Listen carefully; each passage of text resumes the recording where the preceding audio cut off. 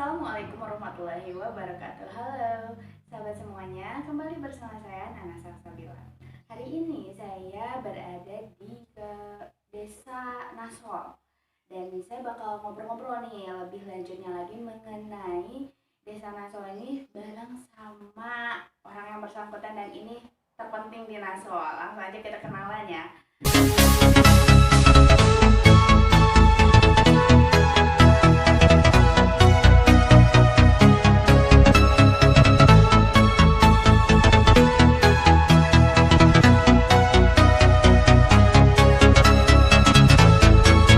Halo Pak. Halo, Pengen kenalan dong buat pemirsa semuanya. Siapa sih Bapak ini?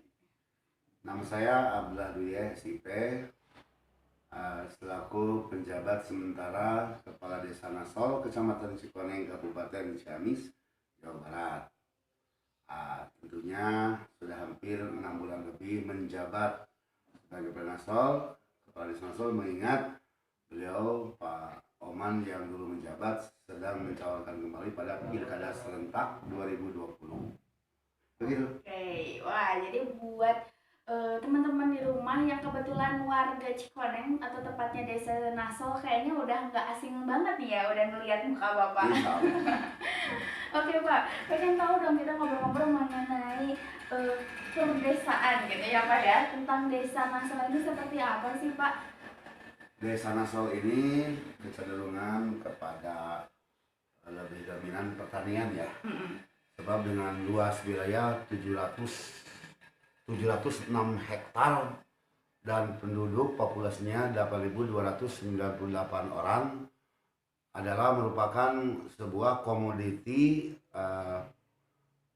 pemerintahan yang wajib mengayomi dan melindungi serta memandu ke arah masyarakat yang lebih baik di Nasol. Salah satunya kenapa pertanian, karena memang di sini konturnya di bawah Gunung Sawal, Bukit Gunung Sawal, sehingga sana pola yang lebih cocok adalah bercocok tanam alias pertanian. Adapun sebagian home industry lebih kepada kerajinan kerupuk, dan itu pun mereka eksodus lebih dari 1.000 orang ke luar Nasol, baik di dalam Ciamis Kabupaten atau regional Jawa Barat.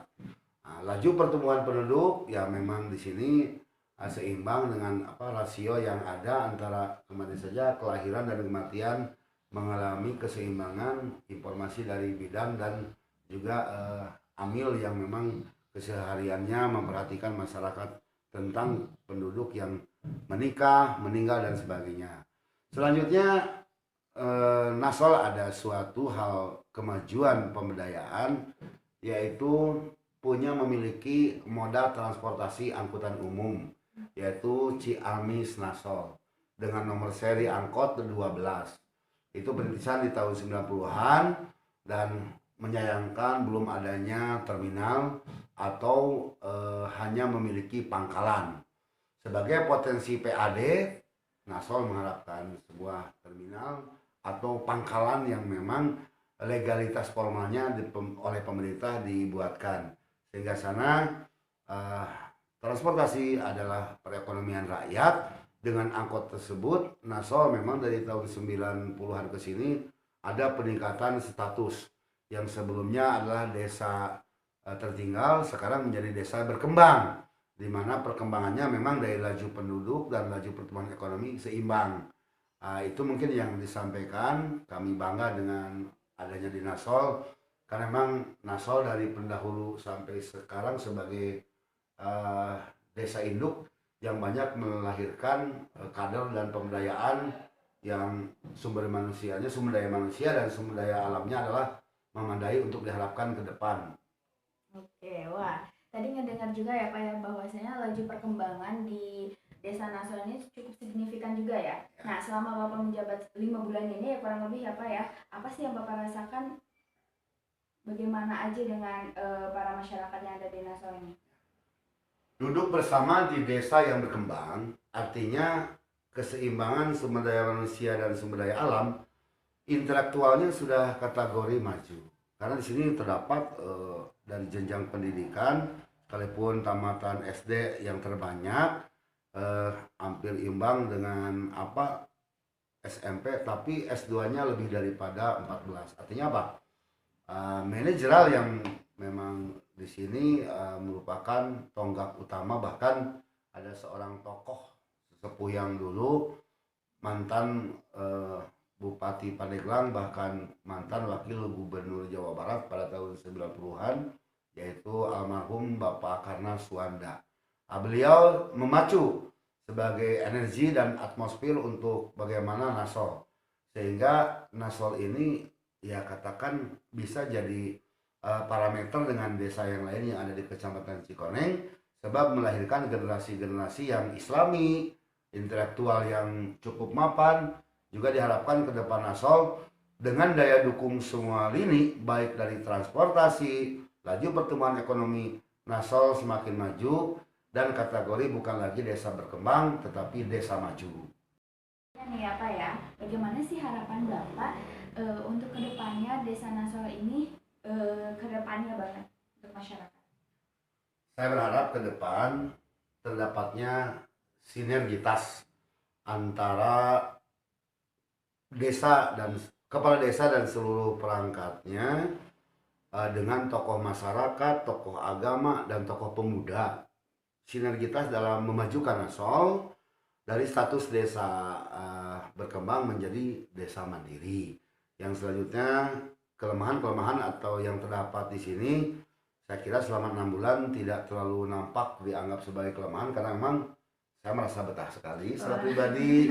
Secara kelembagaan juga kami tetap sinergitas dengan Babinsa, Babinmas, dan unsur-unsur tokoh lain. Bahkan di sini adanya satu anggota dewan dari PKS, Pak Haji Uus, yang tentunya memang beliau sering memacu tentang bagaimana wujud sinergitas untuk memajukan desa Nasol.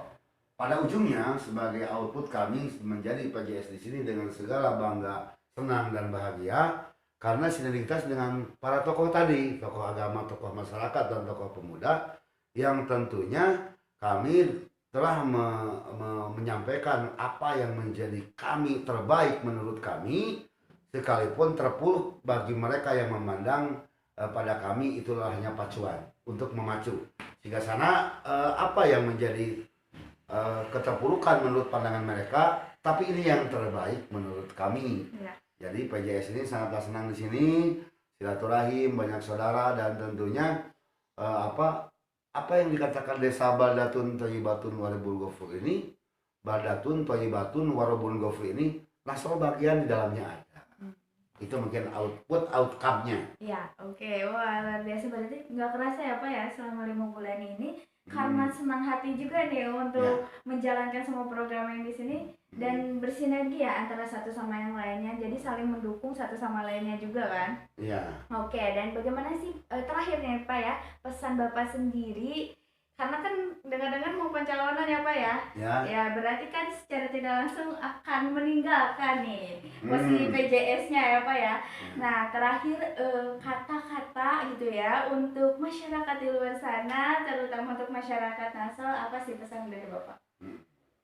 Pesan saya untuk warga Nasol, marilah kita ciptakan Nasol yang aman, nyaman, lancar, serta tertib dalam pilkada serentak untuk masyarakat. Untuk para calon, jadikan ini sebagai ajang pentas demokrasi yang memang sportivitas dalam menjalankannya. Yang menang dari 5 tentunya 1, yang 1 janganlah angkuh, yang kalah pun jangan pesimis, karena memang ini sebagai qadarullah bahwa pentas ini yang dipilih 1 walaupun 5, dan berbicara dari orang Nasol, oleh orang Nasol, dan untuk Nasol. Siapa lagi kalau membangun Nasol kecuali orang-orang Nasol itu sendiri. Jika pintas pilkada aman, nyaman, dan lancar, tentunya kebahagiaan bagi orang Nasol. Kepada panitia penyelenggara pilkada serentak, wujudkan sportivitas dan junjung tinggi nilai sportivitas agar tidak cederanya pilkades di Nasol ini, karena Anda sendiri sebagai orang Nasol. Kemudian para perangkat desa, tunjukkan netralitas sebagai perangkat, bahwa Anda hanya sebatas fasilitator yang telah dilimpahkan kepada panitia menjadi mediator penyambungan antara kehendak harapan calon. Harapan kami lebih jauh kepada para petinggi yang asli Nasol, sekarang di luar Nasol. Terima kasih atas segala dukungan baik moral maupun material yang tentunya menjadi jembatan kemajuan untuk Nasol, di mana masih banyak program Nasol yang belum terlaksana dalam jangka panjangnya. Jazakallahu khairan kepada tokoh Nasol yang di Nasol telah membantu segala hal apapun.